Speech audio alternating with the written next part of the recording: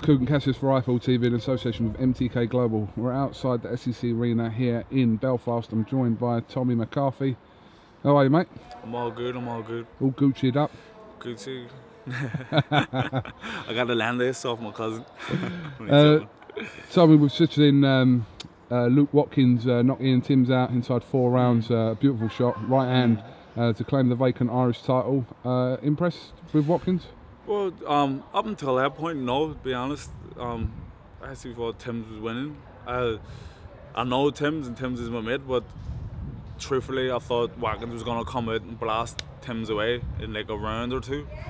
So I was really shocked that TIMS actually took the contest by the scruff of the neck and was actually giving it to Watkins. But the shot was perfect. He just got him right on the button, and you know, he made a bit of history. Yeah, go ahead. Do you want to do it quickly? Yeah, quickly. But we'll do take 2, Keegan. Take 3, and Go quickly. Go, Go, Sean. Go. Hey, starstruck. Get the phone down, Chucky, for fuck's sake. Go. Thank you. Right, no problem. Hello. Right, yes, thanks, mate. Well, that's never happened before. Yeah, carry on. Yeah, so yeah, he caught him with a perfect shot, and you know, it was when he needed it. So he made some history. He first black guy to win the Irish professional title. So you know, I like to see black people doing well, and you know, that looks like he has to fight me now.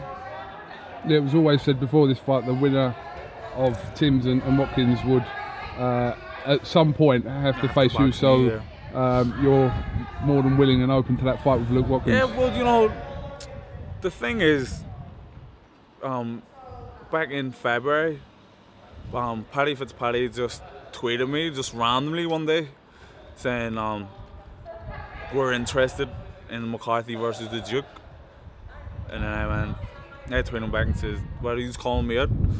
He says, oh no, that would be rude, but we're just saying we're interested. And I says, well, it seems like you're calling me out. If you want to do it, let's do it. And one thing that people have to understand, you can't just go on Twitter and just say, hey, KUGAN, will you fight McCarthy? It's not the way it goes. You have to go through people's managers, and I guess. So I had to look. If you're serious about it, get in contact with my manager. So we did a couple of messages like privately, and you know, I get on well with Paddy, and he says, right, so I'll talk to their manager, and then he tweeted again about it. And then what happened, I saw the interview he did yesterday, and he says, my manager didn't want to do it. Well, what he offered was for me to box on Watkins' undercard in Swindon in an 8-rounder, and then it'll be like we're building it up, me and him box for the Irish title. So my manager says, look, if you have TV, yeah, no problem. He says he doesn't have TV, so he wanted my manager to pay for the opponent, pay for everything. And he says, look, we'll build it up now, and we'll get them to box for the Irish title, and then the winner will be in the, and it'll be a final eliminator for the British title. And I said, how could it be a final eliminator when Watkins has never boxed anyone of note yet? He says, oh yeah, he's going to box Martin Granger. He says, Martin Granger's not in the top 10, so yeah, so that was it anyway. And then it died away, and then a couple months later, Paddy tweeted me again, saying about Watkins has got the title shot. So I says, look, why don't you fight me for it? I'm good to go in June. And Watkins was like, oh, that fight's for down the lane. Blah, blah, blah. That fight will happen. We can't rush it, to have patience and all this. And I says, look, I'm looking for a fight. I haven't boxed since November. And I need, like, if I don't box, I don't get paid. You know what I mean? So I need a fight. That was the fight I'm interested in. And it just kind of died away again. But I ended up boxing TIMS today. He done the business, so we'll see what happens. I think boxing kind of closes up over the summer anyway, so we'll see in September where it goes from there. But yeah, that's a fight I'm interested in, and I'm interested in all fights because I'm trying to get my career back on track. I lost my last one against Watkins. Everybody was giving me jip over it. Oh, Watkins is this, Watkins is a domestic level or an average guy, and then from Watkins went and thumped Craig Kennedy all over the place. Nobody saying nothing, and it's a case of me getting Watkins when he's in the form of his life. You know what I mean? Watkins in his prime, he's boxing great, and I'm still learning. but for some reason I've been putting a fast track. I was never at the Olympics or anything, but if you look at my 10 fights, I have the least padded record of all time. KUGAN. Like, if you drop my record on the ground, it's just gonna smash to bits. There's no padding whatsoever on my record, and I don't know why I've been put on that path, but I'm rolling with it. So I just need to get a fight, any fight, get a win, and get back on course. So, Tommy, do want to address this, I don't know, complicated situation that's arose over the last couple of weeks of you meant to be fighting here tonight, you meant to be facing Mike Perez, that fight not happening, Perez still fighting tonight.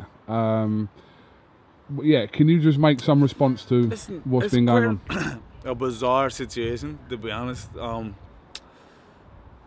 Everybody watched it unfold the same way I had it. Eddie, Michael Conlon tweeting Eddie responding, me responding to Eddie, and then it went quiet. And then next thing, it was a week later, it was back up on Twitter, and I don't know what happened, but you know, I went and done the check weigh-ins and all that stuff. I thought the fight was on up until last week. So to be honest, there's a lot of stuff going on behind the scenes with the negotiations where I don't get involved in.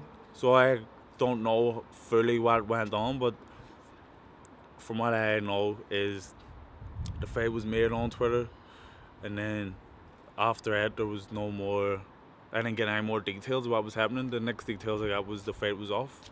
So I mean, so I can't give people the answers. I'm asking the questions myself. You know what I'm saying? I mean, for what I understand, what I've been told, and you can correct me if I'm wrong, but a lot of this you've kind of been in the dark. I'm not saying you've been kept in the dark, but you've been in the dark with. Is that fair to say? Well, yeah, I think that is fair to say, because for those who don't know, since December I've been training with Ansley Bingham over in Manchester. So I've been in England training, and whatever's going on in terms of negotiations between the two teams, I wasn't involved in it. I was in England in a training camp, and just all I wanted to know was how much money am I getting, and what's the title for, and those details never came to me. So I don't know. Did you personally have any concerns with Perez and the weight, visa issues? Because these were things that were brought up and by what Eddie Hearn said, potentially from your team. But for you, yourself, personally, did you have any concerns about those issues? Me personally, I didn't have any concerns with visa in it. Like, what's it? I don't care. I heard, man, at immigration, I don't give a shit about fucking visas or anything. But I did have a concern initially about weight, because the last time we boxed he was like 17 stone, so that was a concern. Was, am I gonna weigh in for the fight 14.4, he comes in 15 stone, and then they say, oh well, Tommy, you may as well fight him anyway, you've done all the training, you may as well go and get their wages.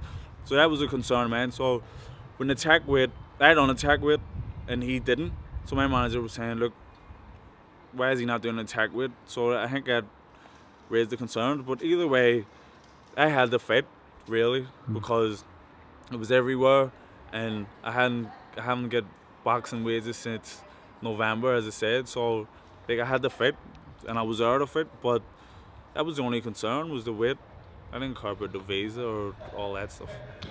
Well, listen, it's done with now. Obviously, Perez is fighting tonight. This interview's done before Perez is getting in the ring, so it's done with now. I mean, for whatever reason, and I do understand also that, you know, speaking to Eddie and that, there are stuff that's gone on behind the scenes that is, some stuff should be kept behind the scenes, and I think there's some stuff here that should be just left like that. But people obviously want answers to know. It was a great fight when it was kind of announced between yourself and Mike, and you know, people were excited to see that. So.